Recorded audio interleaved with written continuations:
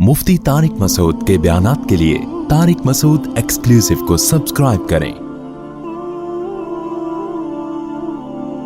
Tariq Masood exclusive.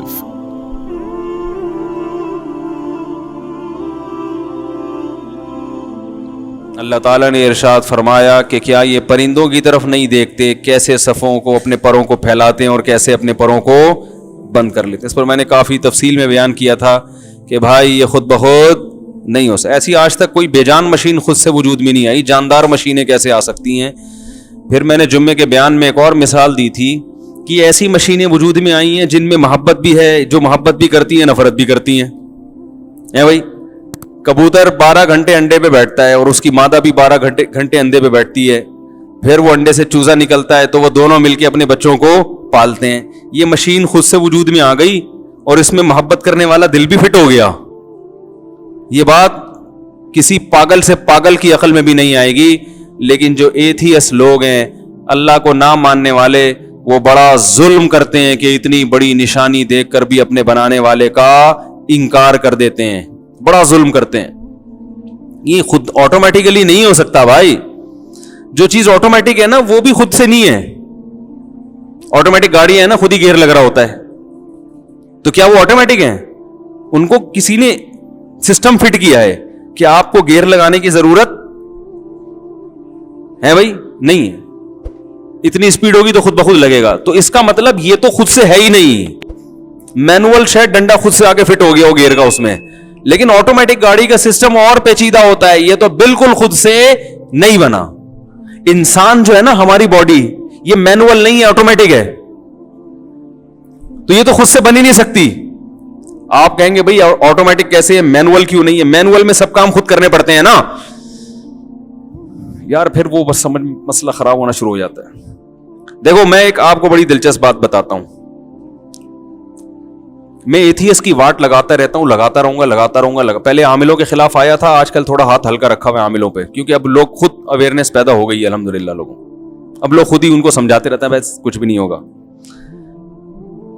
तो वजह क्या है कि जब तक अल्लाह नहीं आएगा ना हमारी डिक्शनरी में, हमारी जिंदगी में, तो कुछ भी समझ में नहीं आएगा। ये सब बातें फजूल लगेंगी। बदनजरी से बचना, फुहश फिल्में ना देखना है भाई, औरत को देख के नजर झुका लेना, बाले होते ही शादी जैसी हमाकत का काम कर लेना, फिर बच्चे पैदा होने देना, अल्लाह पे तवक्कुल करना, फिर अब्बा अम्मा की खिदमत करना, फिर रिश्तेदारी जोड़ने की कोशिश में लगे रहना कि भाई नाराज हो गया तो मैं मना लूं, कोई मसला नहीं है, रिश्तेदारी जोड़ने का अल्लाह ने हुक्म दिया है। तो ये सारे काम खुदा के कहने से कर रहे हैं। खुदा के वजूद पर ही पूरी तरह इत्मीनान नहीं होगा तो ये सारे काम फजूल लगेंगे। यही वजह है कि लिबरल लोगों को मौलवियों से ज्यादा फजूल दुनिया में कोई नहीं लगता। हाय हाय हाय, कैसे समझाएं भाई। जो लिबरल लोग हैं ना, ज्यादा पढ़े लिखे, उन्होंने हर चीज पढ़ी हुई होती है, फिजिक्स पढ़ी, केमिस्ट्री पढ़ी,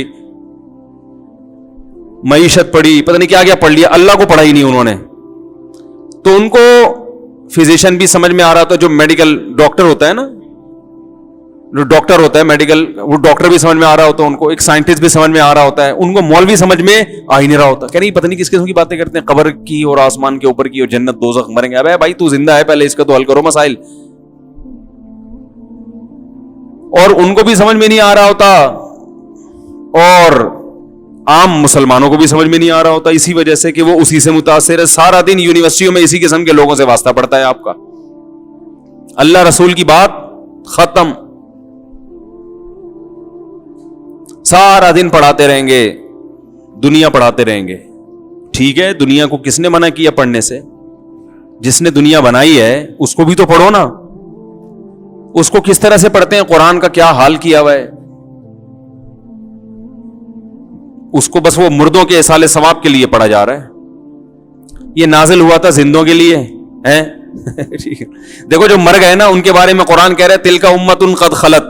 अभी मैं इंसान का बताऊंगा, मैनुअल है ये ऑटोमेटिक, ये मैंने मिसाल दी, भूल ना जाऊं। जो मर गए ना, मर गए, उनके बारे में कुरान कहता है तिलका उम्मतुन कद खलत, ये कौम है जो गुजर गई, छोड़ दो। دیکھو بنی اسرائیل کے واقعات اللہ نے قرآن میں سنائے. انہوں نے حضرت موسیٰ کو یوں ستایا, پھر ایسے کیا, پھر ایسے کیا.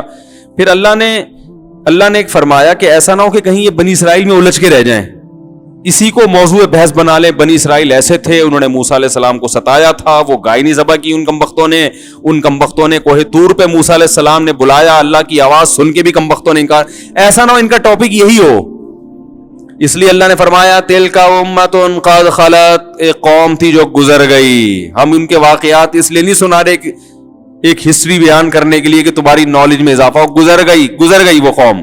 لہا ما کسبت, جو کمانا تھا انہوں نے کما لیا. وَلَكُمْ مَا كَسَبْتُمْ, تم زندہ ہو. ہم تم سے خطاب کر رہے ہیں, تمہارے لیے یہ واقعات بیان کر رہے ہیں کہ تم جو کرو گے اس کا بدلہ تمہیں ملے گا. تو اس قوم سے عبرت حاصل کر کے اپنی لائف کو درست کرو. پتا چلا کہ قرآن مردوں کے لیے نہیں ہے, قرآن زندوں کے لیے. ایسا ہی ہے نا, تو زندہ آدمی کم بخت اس کو پڑھ ہی نہیں رہا, پڑھتا ہے تو وہ اختلافی مسائل میں یہ والی آیت سے فرقواریت ثابت ہو رہی ہے, یہ والی آیت سے. یہ جو اپنے مطلب کی آیتیں نا, جن سے مطلب ان کا نکلتا بھی نہیں ہے, کھینچ تان کے ادھر لے کے جا رہے ہیں ان آیت. میں نے جمعے میں پورا بیان کیا نا کہ وہ قرآن کہتا ہے کہ انہوں نے مختلف فرقے بنا لیے ہیں, تو وہ میں نے آیت کو ڈیفائن کیا. وہ فرقوں کا یہ مطلب نہیں ہے جو یہ لوگ بیان کرتے ہیں. اس سے مراد ہے جو آپس میں لڑتے ہیں لسانیت کی بیس پہ, قومیت کی بیس پہ. تو پڑھتے ہی نہیں ہے قرآن کو اس نیت سے کہ ہمارا ایمان تازہ ہو, اس نیت سے پڑھتے ہی نہیں ہے. قرآن کو بالکل نیوٹرل ہو کے پڑھنا چاہیے, بالکل نیوٹرل ہو کے, پھر پتا چلتا ہے کہ قرآن کیا کہہ رہا ہے. بعض لوگ کیا ہیں کہ ان پر ایک چیز مسلط ہو گئی, تو وہ جب قرآن کا درس دیتے ہیں نا, تو وہ گھما پھرا کے ہر چیز کو وہیں لا رہے ہوتے ہیں. وہ اپنے نظریات یعنی گویا قرآن پہ تھوپ رہے ہوتے ہیں, پھر وہیں سے اخذ کر کر کے آپ پہ فٹ کر رہے ہوتے ہیں. تفسیر ابن کثیر ہے, بڑی زبردست تفسیر, وہ پڑھا کریں. جس کا قرآن سمجھنے کا ارادہ ہو تو کیا پڑھیں, اردو ترجمہ بھی ملتا ہے, بڑی خاندانی تفسیر ہے. اردو میں بیان القرآن ہے مولانا اشرف علی تھانوی کی, لیکن اس کی اردو اتنی گاڑی ہے کہ وہ علماء کی سمجھ میں آتی ہے, عام آدمی کی سمجھ میں نہیں آئے گی.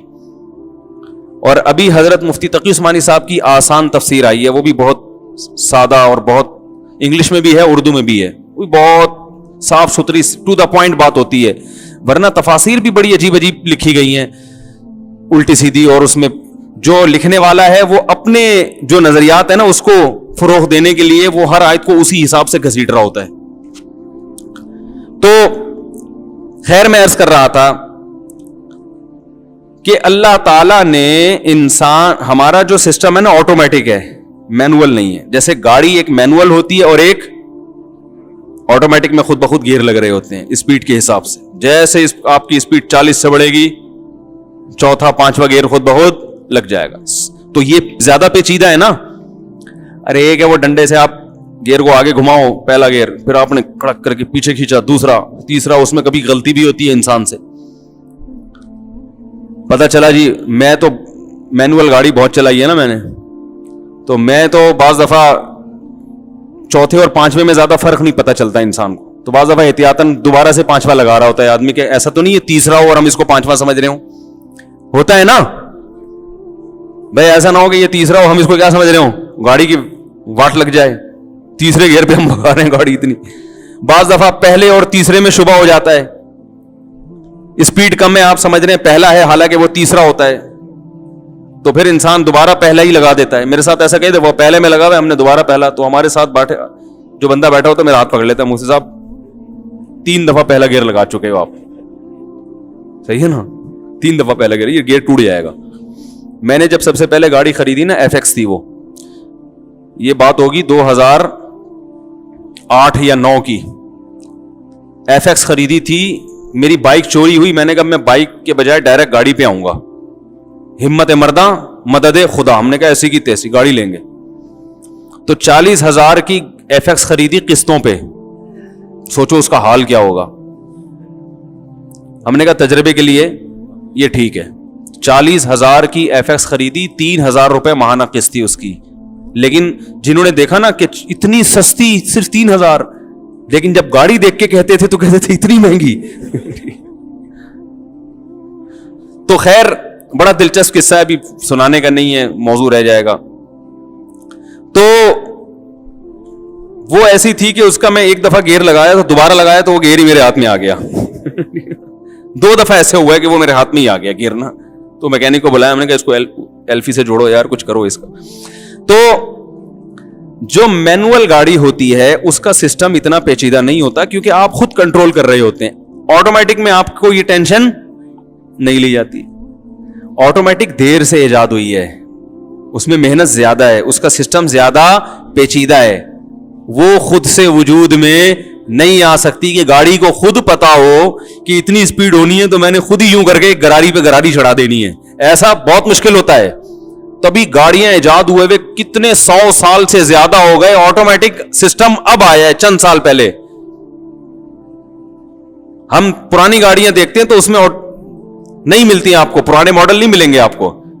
کتنی محنت کے بعد اب جا کے اتنی ترقی ہوئی ہے کہ یار. تو یہ جو ہماری باڈی ہے نا یہ بھی آٹومیٹک ہے, پتا ہے آپ کو. ہمارے ایک دوست ہیں, ان کو شوگر ہے.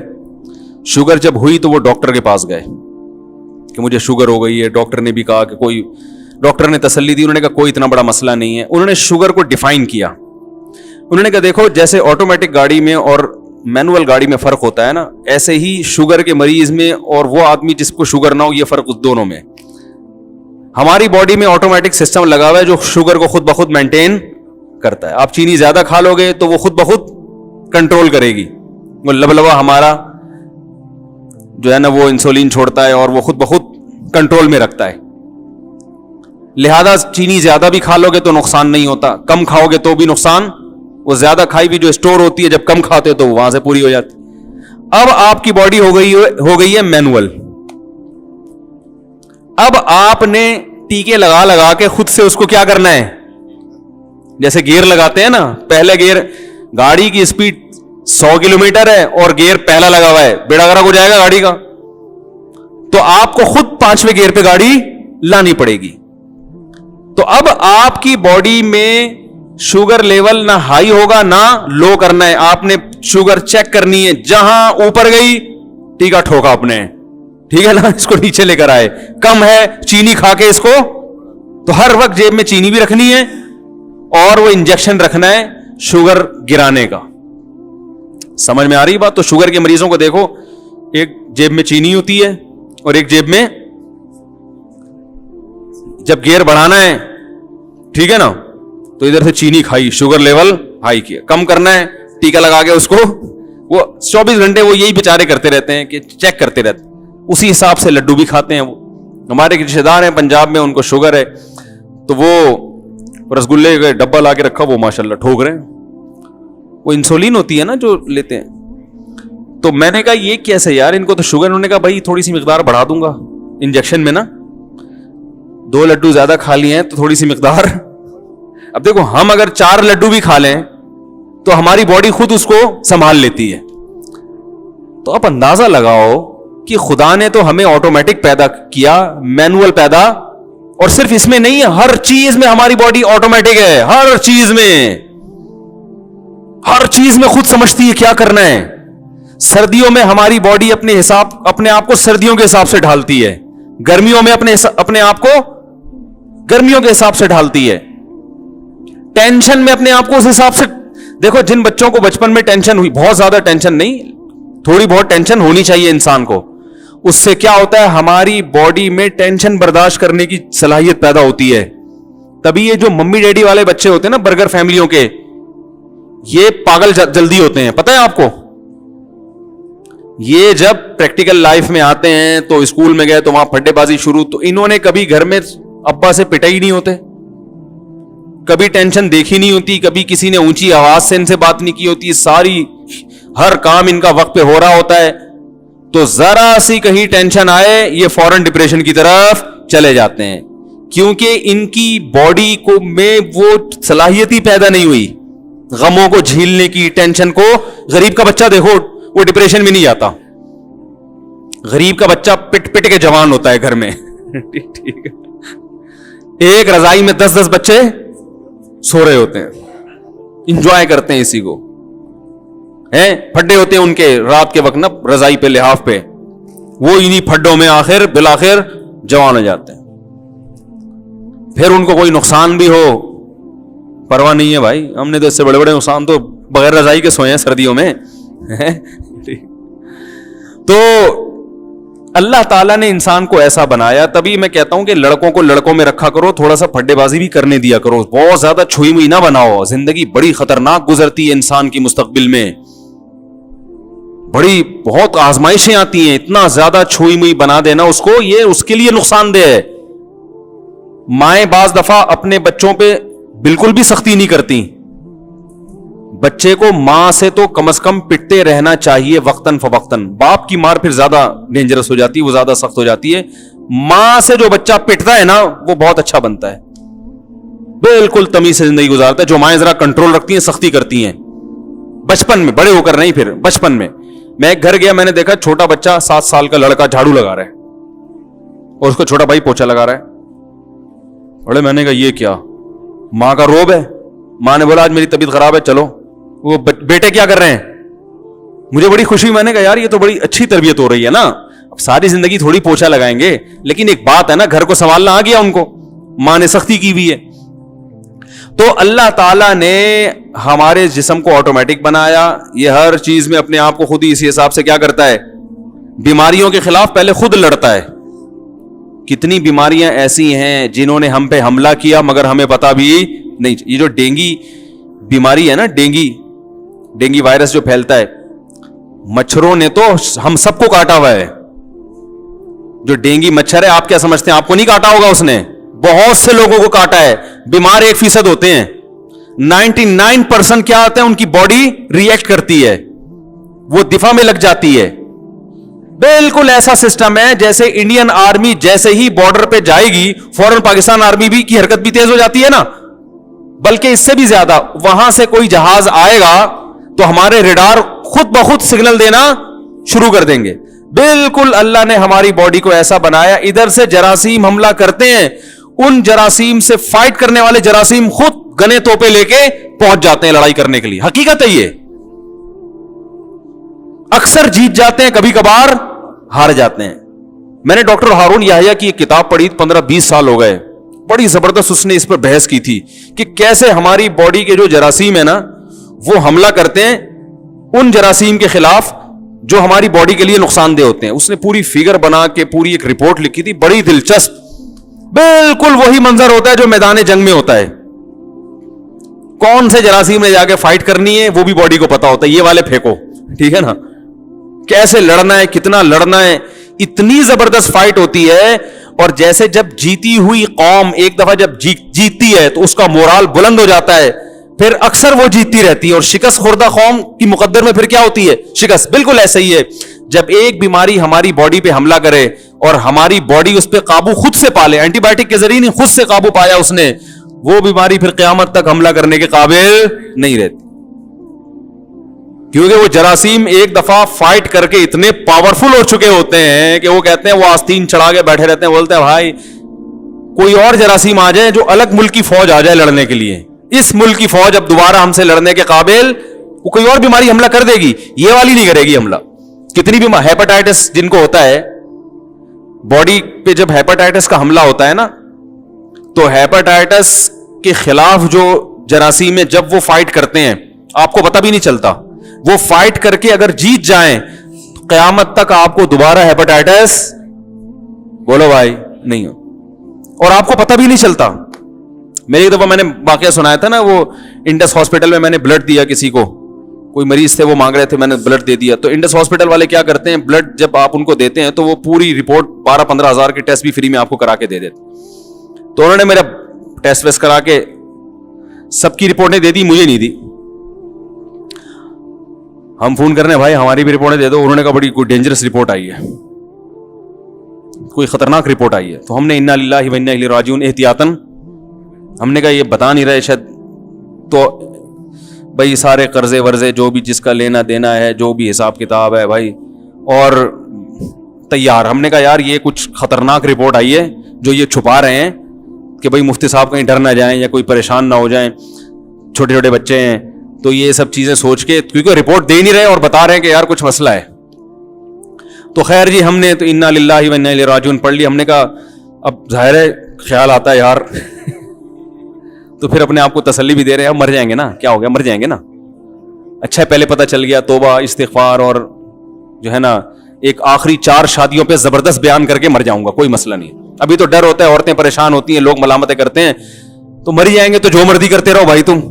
تو میں نے کہا کوئی مسئلہ نہیں, آخری بیان میرا غیرت کے تانے دوں گا, بغیرت معذرت کے ساتھ کہ تمہیں شرم نہیں آتی یار, اتنا ہو گیا بولتے ہوئے اب تو میں نے کہا یہ کر گئے اور روحانی عاملوں کی طبیعت سے دھو گے نا ان کو, جو میرے جن کو میں سمجھتا ہوں معاشرے کی ضرورت ہے.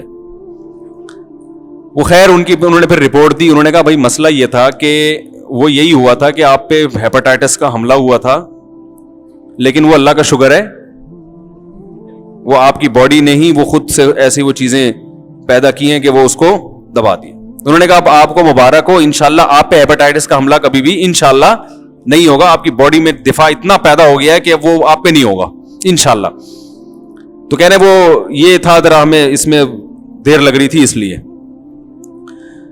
اب دیکھو مجھے تو پتہ ہی نہیں کب حملہ ہوا ہے. جیسے آپ جب گاڑی کی سپیڈ بڑھاتے ہو تو آپ کو نہیں پتا چلتا کہ چوتھا کب لگ رہا ہے اور 5واں گیئر کب لگ رہا ہے, بلکہ اس میں پھر بھی تھوڑا سا اندازہ ہو رہا ہوتا ہے. جو آٹومیٹک گاڑی ہے نا, جب اسپیڈ بڑھتی ہے تو ایک دم ہلکی ہو جاتی ہے گاڑی اس سے, لیکن یہاں تو اتنا بھی ایسا آٹومیٹک سسٹم ہے کہ رپورٹ سے پتا چلا کہ بھائی حملہ ہوا اور باڈی نے اس کا دفاع بھی کر لیا. ہمیں تو نہ حملے کا پتا چلا بھائی کب ہیپاٹائٹس کا مجھ پہ حملہ ہوا اور کب باڈی نے اس کے خلاف فائٹ کر کے اس پہ قابو پایا. ہمیں تو یہ رپورٹ نہ آتی تو قیامت تک پتا بولو بھائی نہیں چلتا. انہوں نے کہا آپ کو نہیں ہوگا انشاءاللہ, اور نہ آپ کوئی جھوٹا پیا آپ کا اس کو بھی نہیں ہوگا. انہوں نے کہا یہ ایسے نہیں لگتی, یہ خون سے لگتی ہے بیماری. انہوں نے کہا لیکن آپ نے بلڈ کسی کو دیا اور اس کی باڈی میں یہ جراثیم جائیں گے اور اس کی باڈی نے اگر فائٹ نہیں کر سکا تو اس کو ہو جائے گا, اس لیے آپ ساری زندگی کسی کو بلڈ نہیں دے سکتے, بس یہ پابندی ہے آپ پر اور کوئی پابندی نہیں ہے. ہم نے کہا چلو عزت رہ گئی, ورنہ ہر دوسرے دن کو ایسا بلڈ چاہیے, نہیں دو تو لوگ بولتے ہیں کہ یار ادھر بیان کرتے ہیں انسانیت کی خدمت ہے. تو ایسے تو میرا بلڈ کوئی نہیں لے رہا, لیکن ویسے جو میرا بلڈ چوستے ہیں نا لوگ, وہ بالٹیاں بھر بھر کے. ابھی ایسے ہی عصر کے بعد ایک صاحب آئے ملنے کے لیے, وہ گئے ہیں, دوسرے آگے بیٹھ گئے, وہ ابھی گئے نہیں ہے, تیسرے آگے بیٹھ گئے. ابے بھائی کس سے کیسے ملے یار آدمی, اللہ کے بندو تھک جائے گا. اس طرح سے الحمدللہ چوس رہے ہیں خون. تو بھائی ایسا نہ ہو کہ لگ جائے کچھ, ٹھیک ہے نا, بددعا نہ لگ جائے کم از کم. تو میں جو اصل بات بیان کر رہا ہوں, ایسے بہت ساری چیزیں ہوں گی, آپ کے ساتھ بھی ہو سکتا ہے ہوا ہو, کوئی اور بیماری نے حملہ کیا ہو لیکن آپ کی باڈی اس پہ. تو وہ جو ڈاکٹر ہارون یحییٰ تھے نا, انہوں نے بڑی زبردست بات کی. انہوں نے کہا 24 گھنٹے جراثیم ہم پہ حملہ کر رہے ہیں, 24 گھنٹے, اور 24 گھنٹے ہماری باڈی کے جراثیم ان سے لڑ رہے ہیں, اور ایک محاذ پہ نہیں درجنوں محاذوں پہ لڑ رہے ہیں. ہر وقت کی جنگ ہے یہ. یہی وجہ ہے کہ جیسے ہی ہماری ڈیتھ ہوتی ہے فوراً ہماری باڈی سڑنا شروع. کیوں؟ اس لیے کہ اب جب باہر کے جراثیم حملہ کرتے ہیں تو اندر کے جراثیم حملہ کرنے کے قابل نہیں رہتے. 24 گھنٹے میں لاش سے سڑی ہوئی بدبو آنا شروع ہو جاتی ہے. تو وہ جو لاش خراب ہوتی ہے نا, جو جرمز حملہ کرتے ہیں وہ اب بھی کر رہے ہیں, لیکن ابھی ہم خراب بولو نہیں ہو رہے. وہ اب بھی کر رہے ہیں, جو ہمارے گوشت کو سڑانے کی فکر میں لگے ہوئے ہیں, گوشت کو کھانے میں لگے ہوئے ہیں, سڑانے میں لگے ہوئے ہیں, ہر چیز کو خراب کرنے میں لگے ہوئے ہیں. لیکن ابھی کیا ہے, وہ جتنی پاور سے حملہ کر رہے ہیں ہماری باڈی بھی اتنی, جو اس میں ریزسٹنٹ پاور ہے وہ اس سے بھی زیادہ ہے. وہ ہماری باڈی کے جراثیم توپے لے کے مقابلہ. جس دن ہم مرے تو ہمارے جراثیم بھی ہمارے ساتھ ان کی توپوں سے بھی وہ بھی مر گئیں. تو دیکھو 24 گھنٹے نہیں لگتے سڑنے میں انسان. 24 گھنٹے میں اللہ بتاتے ہیں یہ ہے تو اصل تو تیری اوقات یہ. تو میں نے اندر جراثیم ڈالے ہوئے تھے فائٹ کرنے کے لیے, ان کو بارود دیا ہوا تھا, دھاڑ دھاڑ آپس میں کیا ہو رہی تھی, فائرنگ ہو رہی تھی. جیسے اللہ نہ کرے ابھی 1000 کلومیٹر پہ آرمی ہے, وہ اگر بارڈر چھوڑ دے تو کتنا ٹائم لگے گا انڈیا کو گھسنے میں؟ 24 گھنٹے میں ملک کا بیڑا ایسا ہی ہے نا, بیڑا غرق ہو جائے گا ملک کا. تو ہر وقت کی فائٹ ہو رہی ہے, ہمیں نہیں پتا ہے, بارڈر پہ سب کچھ ہر وقت وہ ادھر روک کے رکھے ہیں, انہوں نے ادھر ہمارے والوں کو روکا ہوا ہے. بالکل ایسے ہی, اور وہ تو مینوئل ہے, آٹومیٹک نہیں ہے, وہاں تو باقاعدہ فوجیں بھیجی جاتی ہیں, بٹھایا جاتا ہے. اندر کا سسٹم اللہ نے بنا کے سافٹ ویئر ڈال دیے ہیں, آٹومیٹکلی کام کر رہے ہیں, پتہ ہی نہیں چلتا. ادھر سے فلاں چھینکا, اس کے جراثیم گئے, ادھر سے ہماری باڈی نے اس کو باہر نکال دیا یا مار دیا, جان سے مار دیا اس کو. ایسا خاندانی سسٹم اللہ نے بنایا ہے. اور یہ بھی عجیب بات میں آپ کو بتاؤں, دیکھو آپ نے دیکھا ہوگا کچھ لوگ بہت اچھا کھاتے ہیں, شکل پھر بھی اچھی نہیں ہوتی, معذرت کے ساتھ ہیں, کیا خیال ہے؟ کچھ بہت خراب کھا رہے ہوتے ہیں, پھر بھی بہت بال بڑے گھنے ہوں گے, ان کے چمک رہے ہوں گے.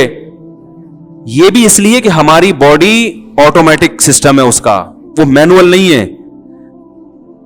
بالوں میں گندھک ہوتی ہے, سلفر ہوتا ہے, تو اب آپ نے بالوں کو خوبصورت بنانا ہے. فش میں ہوتا ہے نا یہ, تو فش آپ نے کھانا شروع کی, کیا سب کے بال خوبصورت ہو جاتے ہیں؟ تھوڑا سا فرق پڑے گا, زیادہ نہیں پڑتا. اور ایک آدمی ہے جو کریلے کھا رہا ہے صبح شام, بال اس کے, وجہ کیا ہے؟ یہ بھی اللہ نے باڈی میں نا آٹومیٹک سسٹم لگایا ہوا ہے کہ اللہ نے اس کو خوبصورت بنایا ہے, تو اس کی خوبصورتی کو مینٹین رکھنے کے لیے جن جن چیزوں کی ضرورت ہے, اور جہاں ضرورت ہے, روٹی جب ہم کھائیں گے تو باڈی وہ تمام چیزیں وہاں سے کھینچ کے اپنی اپنی جگہ پر اپنے ڈپارٹمنٹ میں خود بخود پہنچا دے گی. سمجھ رہے ہیں؟ وہ خالی روٹی پہ ہی بہت اچھے سیٹ ہوئے ہوتے ہیں, ٹھیک ہے نا. اور ایک آدمی مچھلی کھا کھا کے, مچھلی کے کیپسول کھا کھا کے پھر بھی گنجا ہے, وہ بال خوبصورت تو دور کی بات, اگ ہی نہیں رہے. فرق پڑتا ہے گولیاں کھانے سے, لیکن زیادہ نہیں پڑتا. گاڈ گفٹڈ اس میں, یعنی اللہ کی طرف سے جو گفٹ, قدرتی جو تحفہ ملا ہوتا ہے نا, وہ زیادہ مؤثر ہے اس میں. لمبے قد, چھوٹے قد, یہ سب آٹومیٹک سسٹم ہے. میری ایک چھوٹی بچی نا, وہ اس کے ٹونسل سے بیمار رہنے لگی تھی, وہ خیر علاج ہوا اس کا, تو کھاتی بھی بہت کم تھی. میں نے ڈاکٹر سے کہا, میں نے اس کا قد نہ چھوٹا رہ جائے. ڈاکٹر نے کہا قد نہیں چھوٹا رہے گا. انہوں نے کہا یہ اللہ نے ایسا سسٹم بنایا جس نے لمبا ہونا ہے نا, وہ تھوڑا بھی کھائے گا وہ لمبا ہو جائے گا, وہ لمبا ہوگا. اور جو کمبخت, معذرت کے ساتھ کمبخت تو نہیں کہنے چاہیے, جو جس کو اللہ نے چھوٹے رہنے کے لیے بنایا ہے, وہ جائیدادیں بھی کھا جائے گا, وہ لمبا نہیں ہوگا. وہ اتنے کا, وہ ایک ٹھگنی عورت سے شادی ہو گئی نا, ایک آدمی کی ایک ٹھگنی عورت سے شادی ہو گئی, بچے اتنے نا, اب وہ بڑے ہی نہیں ہو رہے. وہ بھائی وہ ماں پہ چلے گئے تھے, ٹھیک. تو وہ ماں بچوں کو کہہ رہی ہے کہ کھانا کھا لو بیٹا, جلدی جلدی کھا لو, بڑے ہو جاؤ. تو وہ کہہ رہے یہ بڑے نہیں ہوں گے, یہ اتنے کے اتنے ہی رہیں گے. کہہ رہے ان کے ساتھ کے پودے لایا تھا, وہ بڑے ہو گئے, یہ کم بخت اتنے کے اتنے ہی ہیں. وہ پودے اتنا کھا نہیں رہے, اس کو تم کو دیکھو کہاں تک نکل گئے وہ. تو وہ جل کٹ کے کہہ رہا تھا کہ یہ ٹھگنی سے شادی کرنے کا نتیجہ ہے کہ یہ اور کہہ رہے جتنا کھلائے گی نا اور چھوٹے ہو جائیں گے یہ. تو خیر یہ تو ایک مزاح ہے, لیکن حقیقت یہی ہے کہ جس کو اللہ نے جیسا بنا دیا. حکیم سعید صاحب بڑے پیارے آدمی تھے, بڑی پیاری, ہم نونہال پڑھا کرتے تھے بچپن میں. آج کل تو بچوں کو کوئی ڈھنگ کی چیزیں پڑھنے کو دی نہیں جاتی, ویڈیو گیم میں لگایا ہوا ہے. بڑی پیاری باتیں اس میں ہوتی تھیں نونہال میں. تو کسی نے ان کو لکھ کے دیا میرا قد چھوٹا ہے, مجھے کوئی دوا دیں بڑا ہو جائے. انہوں نے کہا یہ بڑا نہیں ہو سکتا, آپ اپنی سوچ کو بلند کر لو, آپ فکر کو بلند کر لو. قد کے لحاظ سے آپ چھوٹے ہو, کارنامے آپ کے بلند. یہ مینوئل ہے, یہ آٹومیٹک. تو کام ایسے کرو کہ چھوٹے قد کے باوجود لوگ آپ کی عزت کریں. بولے چھوٹا قد ہے, کام اس کے بڑے بڑے. عبداللہ ابن مسعود رضی اللہ تعالیٰ عنہ کا چھوٹا قد تھا, اور پنڈلیاں چھوٹی چھوٹی پتلی پتلی پنڈلیاں تھی. دبلے بھی بہت تھے, قد کے چھوٹے بھی بہت تھے. نبی صلی اللہ علیہ وسلم اپنے ازار کو نا آدھی پنڈلی تک رکھا کرتے تھے. عبداللہ بن مسعود تھوڑا نیچے رکھتے تھے, ٹخنوں سے اوپر, مگر پنڈلی چھپاتے تھے. کسی نے کہا نبی صلی اللہ علیہ وسلم تو پنڈلیاں کھولا کرتے. انہوں نے کہا میری پنڈلیاں اتنی پتلی پتلی ہیں, مجھے کھولتے ہوئے شرم آتی ہے. قد بھی چھوٹا اور دبلے بھی. اور حضرت عمر بڑے قد کے تھے, بڑی پرسنالٹی تھی. لیکن عبداللہ بن مسعود جب مدینہ منورہ آتے, حضرت عمر استقبال میں کھڑے ہو جاتے, سینے سے لگاتے, فرماتے ہیں کنیفن ملئ علما, چھوٹا سا آدمی ہے, علم سے بھرا ہوا ہے. علم لمبوں سے زیادہ ہے, یعنی لمبے میں تو کیپیسٹی زیادہ ہوتی ہے نا, اس میں زیادہ علم آ سکتا ہے. کہا کہ علم لمبوں سے زیادہ کس میں ہے؟ ان میں. تو بڑا احترام کیا کرتے تھے. اور اہل کوفہ سے کہتے حضرت عمر کہ میں نے اپنے آپ پر تم کو ترجیح دے کر یہ بندہ تمہارے پاس بھیجا ہے, یعنی ایسے صاحب علم کی مجھے ضرورت تھی, مگر میں تمہارے لیے قربانی دے رہا ہوں کہ جس کو میرا دل چاہتا ہے اپنے پاس رکھو, وہ میں تمہیں دے رہا ہوں, یہ میں قربانی دے رہا ہوں. کتنے چھوٹا. حضرت بلال حبشی کو دیکھ لو, سیاہ رنگ تھا, موٹے ہونٹ تھے, لیکن آج جب ان کا نام زبان پہ آتا ہے کیسی محبت دل میں پیدا ہوتی ہے. تو کارنامے کیا تھے؟ سفید تھے.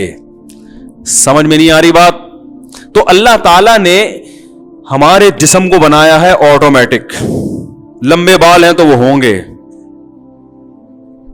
وہ خود بخود ہماری باڈی جب ہم کھانا کھائیں گے ادھر سے جو چیزیں اس نے نکالنی ہے نا, وہ نکول کے اپنی جگہ ٹھکانے لگا کے خود ہی فٹ کر رہی ہوتی ہے. لہذا ان چیزوں میں نا جو قدرتی چیزیں ہیں ان میں زیادہ کانٹ چھانٹ کی کوشش نہ کیا کریں. یہ زیادہ تھوڑے بہت ہو سکتا ہے بال گر رہے ہوں بیماری سے, وہ کھا لیں آپ, کیا ہے یار وہ سربیکزی تھوڑی دن تک کھا لی, وہ تھوڑا سا کور کر لے گی لیکن زیادہ نہیں کرے گی. لوگ 40 سال کے بعد کوشش کر رہے ہیں کہ بال سفید نہ ہو. او بھائی نہیں ہے, تھوڑے دن تک چلو کچھ مچھلیاں زیادہ کھا لیں تو کچھ دن تک تو ہو جائے گا, پھر ہو جائیں گے. وہی فطرت سے لڑنے کی کوشش مت کرو, یہ تو قدرت کی طرف سے ہوگا. ڈاکٹروں کے سفید ہو جاتے ہیں بال, دیکھو آپ جس ڈاکٹر کے پاس آپ جا رہے ہیں نا میرے بال کالے کر دو, وہ خود سر اتار کے دیکھو تو کالا کولا لگا کے بیٹھا ہوا ہوگا, وہ تو ٹوپی اتار کے دے, سر اتار کے نہیں. تو اللہ تعالی میں یہ عرض کر رہا ہوں, دیکھو کہ مینوئل گاڑی کا سسٹم کم پیچیدہ ہوتا ہے, آٹومیٹک کا زیادہ. تو ہم کہتے ہیں یہ تو خود سے بن ہی نہیں سکتی. انسان کی باڈی آٹومیٹک ہے, ہمارے زخم خود بھرتے ہیں. کیا خیال ہے؟ زخم ہو جائے آپ علاج نہ بھی کرائیں, خود ہی فیلنگ شروع, ہیلنگ بھی اور فیلنگ بھی خود بخود شروع ہو جاتی ہے نا, خود بخود زخم.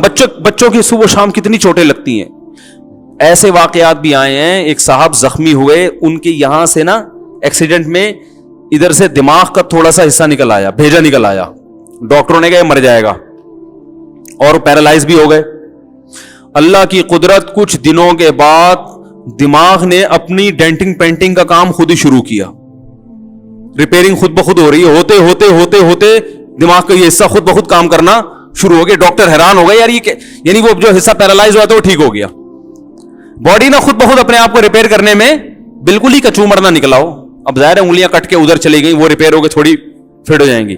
باڈی جس دن پریشان, جس دن کوئی زخمی ہوتی ہے, اسی دن سے باڈی کے اندر خود بخود ریپیئرنگ کا کام شروع ہو جاتا ہے, خود بخود.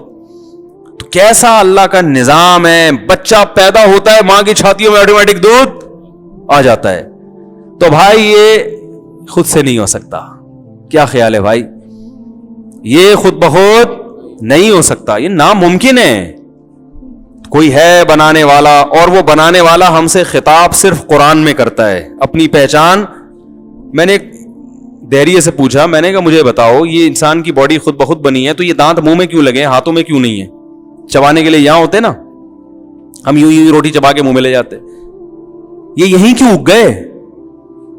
اس لیے کہ کھانے کا عمل زبان سے شروع ہوتا ہے نا, یہی اللہ نے چبانے کے لیے دانت بھی پیدا کر دی, اور کیسے ترتیب سے جوڑ دیے اس کو. زبان ان کے درمیان میں نہیں پھنستی, حالانکہ زبان اور زبان کی فٹنگ دیکھو دانتوں کے درمیان میں کیسے ہے.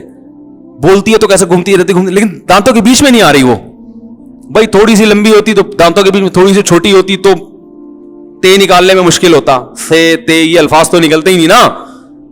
کیسی زبردست زبان کی فٹنگ کی ہے, پورے دانتوں کے بیچ میں اس کو فٹ کر دیا, چاروں طرف دانت. لیکن جب ہم چباتے ہیں تو کبھی غلطی سے چب جائے تو الگ بات ہے, لیکن نارملی ہماری زبان دانتوں کے نیچے نہیں دبتی. تو یہ زبان یہاں کیوں فٹ کی ہوئی ہے بھائی؟ اس لیے کہ یہاں زبان سے لعاب خارج ہوگا, تھوک خارج ہوگا, جو ہماری جو لقمے کو ہضم کرنے میں مدد دے گا, اور یہی چبانے کا پروسیس ہوگا. چبانے کا پروسیس اگر باہر ہوتا تو پھر کھانا اس طرح سے ہضم نہیں ہوتا. او بھائی یہ خود بخود نہیں ہو رہا, اور ایک پورا سسٹم ہے ادھر نگلتا. دیکھو سانس کی نالی اور خوراک کی نالی بالکل ساتھ ساتھ ہیں.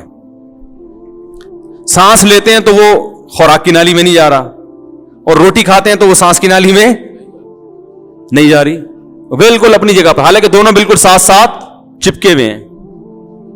जैसे ही हम खाना खाते हैं उल्टे भी हो जाते हैं तो खाना निकलता नहीं है। भाई ये पाइप है तो उल्टा हो के निकलो ना, वो ढक्कन खुद ब खुद लगा दिया है अल्लाह ताला ने, ऑटोमेटिक सिस्टम है। इधर रोटी गई, इधर मैदे का मुंह ऊपर से बंद, वो सिर्फ जाने के लिए खुला हुआ, वापसी के लिए नहीं खुला हुआ वो। वरना हम जब उल्टे होते तो सब चीजें बाहर, और कोई भी किसी का उल्टा हो सकता है। क्या ख्याल है भाई, आप खाना खाया, बच्चा तो खाते हैं और कलाबाजियां खा रहे होते हैं, तो पता चला कलाबाजियां खाई, वो सारा मुंह से बाहर। ऐसा नहीं होता, एक निजाम बना दिया तो भाई ये खुद ब खुद नहीं हो सकता। इसी को अल्लाह फरमा रहे हैं, परिंदों की मिसाल दे रहे हैं, अवलम यरौ इला तैर, देखते नहीं इन परिंदों की तरफ, साफ़ाति व यक़बिज़न। फिर आगे अल्लाह को जोश आया, अल्लाह ने फरमाया अफ़मन यमशी मुकिब्बन अला वजहिही, भला बताओ जो उल्टे मुंह उल्टे रास्ते पे चल रहा हो वो ज्यादा सही है जो इन आयात और इन दलाइल को देखकर अपना रास्ता सीधा कर ले। जिसे बताया जा रहा हो कि तेरी मंजिल वो है, वो देख सामने, वो तेरा घर है, वो तेरे अब्बा खड़े हुए हैं, वो तेरे अम्मा खड़ी हुई हैं, वो इंतजार कर रही हैं, वो तेरा घर है, पीछे जो है ना खाई है गहरी, नहीं जा। तो दलाइल से समझा दिया, वो फिर भी कह रहे हैं मैं पीछे ही जाऊंगा और पांव से चल के नहीं उल्टा होके जाऊंगा। तो अल्लाह फरमाते हैं इससे बड़ा बेवकूफ दुनिया में कौन हो सकता है। तो हम यही बेवकूफी वाले काम कर रहे हैं कि अल्लाह और उसके रसूल का सीधा रास्ता छोड़कर गोरों के पीछे चल रहे हैं, और दलील ये देते हैं कि उन्होंने सुई बनाई, उन्होंने जहाज बनाया, उन्होंने रॉकेट बनाया।